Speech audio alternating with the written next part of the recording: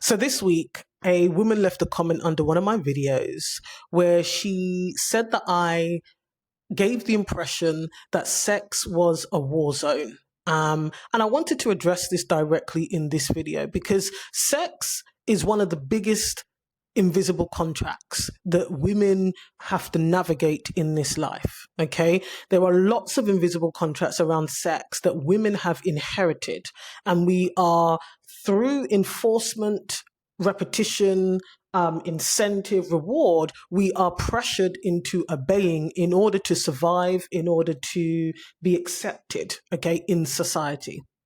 And one thing I will start by saying here is that ultimately and overall, women are not allowed to experience sex on their own terms and have or experience pleasure. That's not the point of sex, really, in terms of society's view of women and sex, okay? And so I've been doing this series of videos on TikTok this week where I talk about some of these invisible contracts. And one of the videos that I did,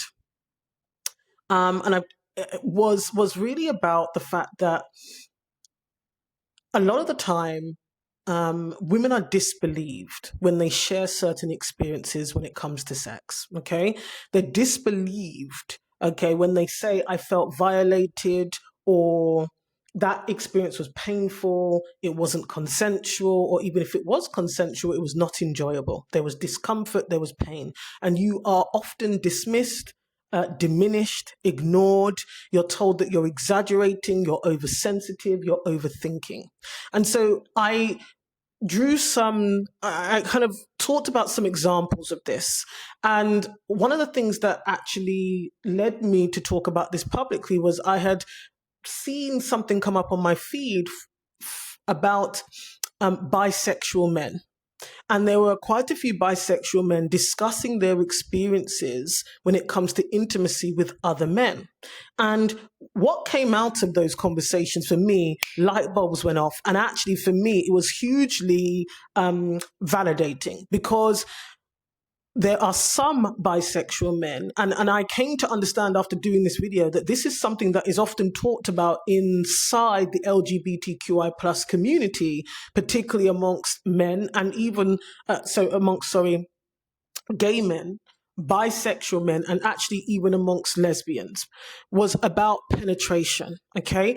And I talked about the fact that penetration is inextricably linked to power and dominance. It is not neutral as an activity at all, actually.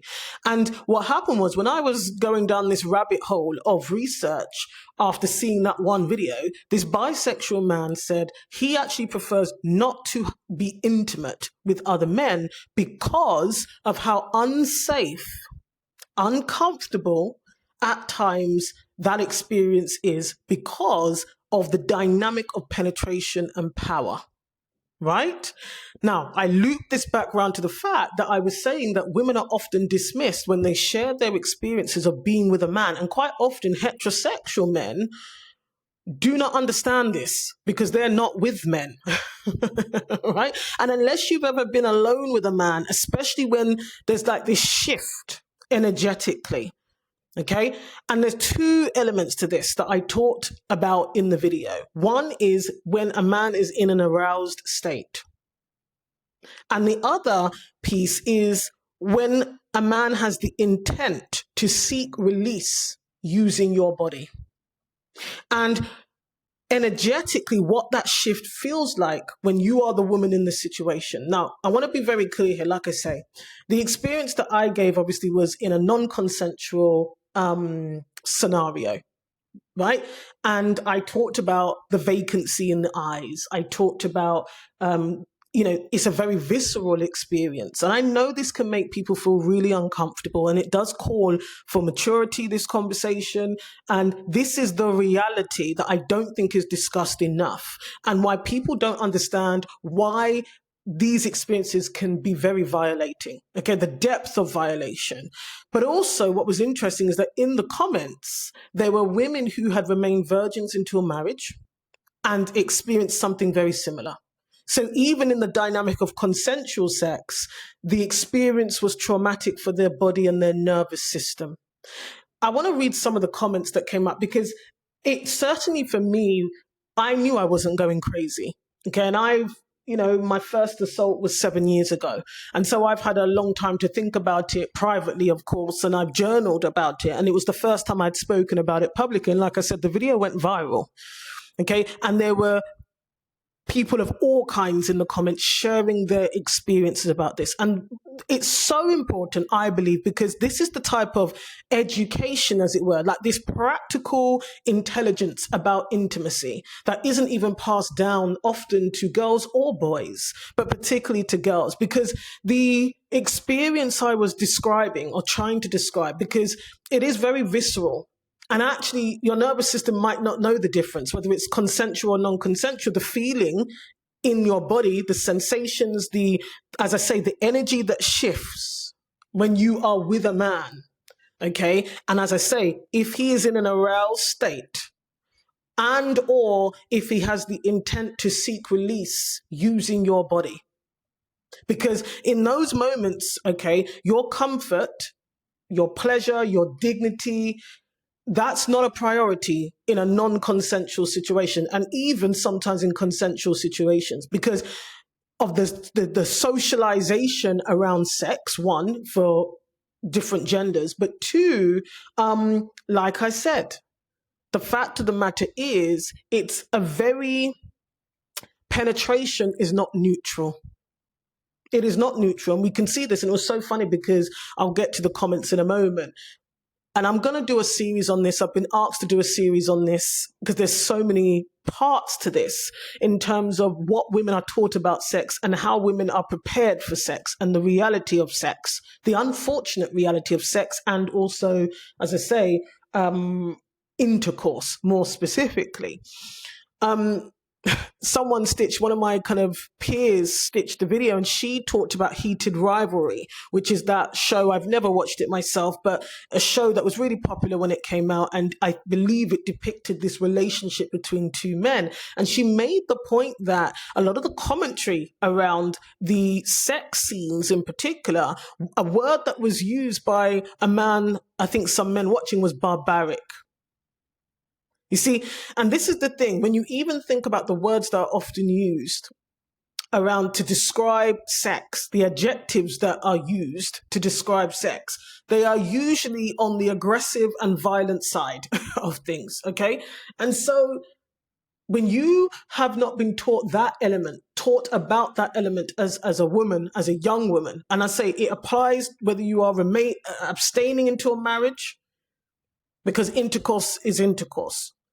And it can be a shock to the body. And like I say, the man's character, his actions in the midst of arousal is a huge factor here. And then you add in penetration. It's a huge factor in terms of the experience for the woman's body and your nervous system. And so my point here is this, before we get into the comments on this, because I thought it would be important to talk about this. I wish this kind of information, education was passed down to me long before, unfortunately, my first assault. Because, women or girls are often encouraged not to have sex, period. And if you grow up in a religion like the one I grew up in, you are not having sex before marriage. But there often isn't any other actual practical information given, okay, about the reality of intercourse and penetration and how much it matters as to that man's character. But also, there is a belief, and this was a belief that I heard publicly shared in one of the worship meetings in my old religion when I was in my teens, that when a man is aroused, he can't help himself. He can't stop himself. Now, what does that really say for the woman in that scenario and her experience? Now, let me read you some of the comments that came up in the video, in the comments, right? One woman said that she felt cornered. She felt like prey. And I want to say this. These are women describing sex with their husbands and with their partners. I'm not even including the non-consensual scenarios that came up in the comments at all. Okay? And I think this is important because I think what often happens is and I experienced this when on my first assault. I mistakenly, of course, shared it with some older women. I was about to say mature, but they weren't emotionally mature. They were just old in age. And, there's this vibe that, well, if you're married to someone, this doesn't happen. So the real issue is that you weren't married to him and you shouldn't have been alone with him anyway. Right? Even though that wasn't the circumstance in which I was assaulted. But there's this attitude that actually these things happen to you, okay, if you haven't done it God's way, if you haven't done it the right way. But actually, the evidence, which I was aware of before, but now there are hundreds of comments from women saying the same thing, that actually these are with people that they've made vows to, people that they love, people that they respect, that they thought respected them. And this was the bodily experience during sex. Okay. So I think it's so important to get that laid out already. Again, not to demonize men. I'm talking about the practical, often body experience when it comes to intercourse and penetration specifically. And as I say, that was validated when I started to hear the stories of men who are intimate with other men. And the fact of the matter is, even when you listen to the language that men use, they recognize that there is a barbaric element quite often when it comes to penetration. So, the other comments here that I thought I would pick up on and share is that, let's see here. Yes, there we go.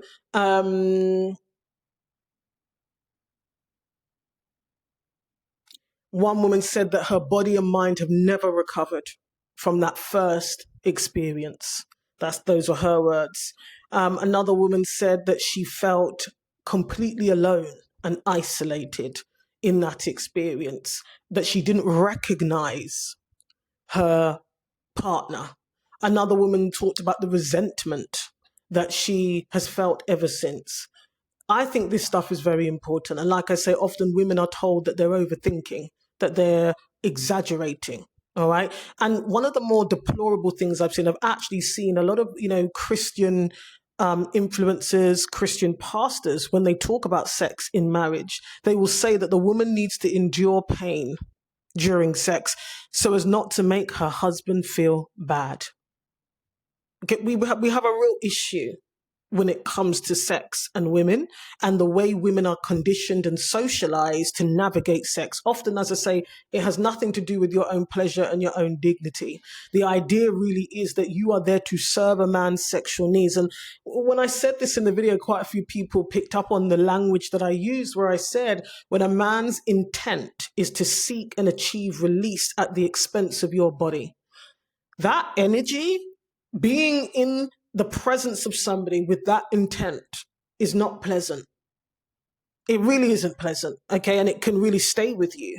And there are a number of things your nervous system will do, of course, after that to adapt to what it has experienced. Some women now think that that's normal. And that's what they've now gotten used to when it comes to intercourse with men, okay? Whether it's their husband or whomever. So for some women, they feel forever unsafe now when it comes to intercourse and penetration. And don't get me wrong, I'm not saying, and I did make this point in the video as well, it's really important. I in no way was saying that we need to vet men better as women, because this has nothing to do with vetting. Because you have no idea who somebody becomes when they are aroused. That is not something you can predict in advance. That's something that you discover in the moment. You discover that in the moment. You discover that in the moment. So it's not something that, I am suggesting by any measure that you can predict. You can't. Now, here were some other very interesting comments that came up. And one of them, I wasn't surprised, but I thought this is the stuff that irritates me. A woman left a comment underneath and said, "You've given the impression that sex is a war zone." you've given the impression that sex is a war zone, okay, and that this is something that all women experience. I never gave that impression at all. But can you see, when we're having these conversations that can be very uncomfortable, very confronting, but also I'm very aware that a lot of the times, you can have a bodily reaction when you're hearing someone speak truth, where there's some resonance, because the body keeps score. And so when I do see comments like this that have completely lost the plot and completely missed the salient points that I made in that video, I did not say sex was a war zone. I definitely didn't say that, so you have to be aware that whenever we try to have these conversations, there are always going to be people who are not in a place where they can sit in this place of discomfort. They can't hold the complexity of the conversation at all. They can't. Okay. And that's why they'll try to derail the conversation by, making these extreme statements. Because in no way, shape, or form did I say that sex was a war zone. In fact, my whole point was, part of the point was that women should be able to enjoy sex in safe, dignified, and pleasurable ways. Okay, but one of the ways to get there is making sure that the education given to women about sex, young girls and women, is actually practical and actually speaks to the reality of marriage. If you are in a religion, okay, if you're not, but the reality of intercourse and penetration. Now, of course, there's another conversation which a few people raised in the comments, that boys and men need to be made aware of this as well. And that's true. Okay. But obviously we're women. This is a community largely made up of women. We do have men in our community, but, I wish that I had been more prepared, as it were, to understand that dynamic, because it's something that has never left me ultimately. My goodness, the women in the comments who really resonated when I talked about the vacancy in somebody's eyes, the breathing that you can hear, the physical force that is often used. Now, of course, when something is non-consensual, it can be very visceral. Okay. And so actually, I think we do young women, girls, women of any age, a disservice when we do not have open conversations about the power dynamics when it comes to intercourse, penetration, and also when we sanitize these conversations, when we move to saying, oh, this is too negative, right? And so we're not going to have the conversation. The other thing is, I find it completely disingenuous when people say, yeah, but that's a private, these conversations aren't really happening. Let's be honest. Mothers everywhere are not having that type of conversation with their daughter at all. Okay. And so therefore it means that a lot of young girls, women are unprepared for that element or aspect of intercourse with men. So the other thing I want to say as well, of course, is that generally speaking, women are encouraged to protect institutions and systems that are connected to heterosexual norms. Okay. And that includes not really talking about marriage, the idea of safety, okay, your bodily autonomy. So even if a woman's own experience contradicts the fantasy that we're often sold, we're not allowed to talk about it, because that disrupts the status quo. It makes people feel very uncomfortable. And so when we seek to challenge often the education gap that exists around female sexuality, it is perceived as an attack on intimacy itself. Yeah, I do find when these conversations are being had, for example, about whether, women owe their husbands sex. No, in those conversations, when you've got ignorant people, when you've got people who are relying on holy texts, when you've got people who, quite frankly, as I said, they want to be able to seek release, physical release, at the expense of the body in the room with them. Okay, they don't like it when you start talking about dignity and bodily autonomy, genuinely feeling and being safe in that scenario. They don't like it when you start talking about the nervous system and trauma, and they don't want to hear it. Because what it means is that they do not have to confront the lack of humanity and the lack of dignity often that they are promoting, that they are perpetuating by, you propping themselves up on scripture and supposedly the biology of men where they can't help themselves. But in reality, okay, your dignity, your comfort, your safety is being violated. That is what is happening when two people, okay, who are about to have intercourse or having intercourse do not have due care and consideration for the other person. So that's what I wanted to share in this particular video. I will be doing a series on sex and the invisible contracts connected to sex and women, because that has been a really popular mini series that I've done on TikTok. But I guess we needed a space where we can have more nuanced, long form conversation about it. I'm really interested to hear what your thoughts are. So pop any comments in. There's so much more we can talk about because, like I say, there are hundreds of comments and questions underneath that particular video over on TikTok. Now, these are the conversations that we get an opportunity to have in closed group spaces in the Unpunishable Woman Intensive, okay, where we talk about how you reclaim your authority. So do grab your spot. It's somewhere above or below. There'll be a link for the Unpunishable Woman Intensive, but I will see you next time.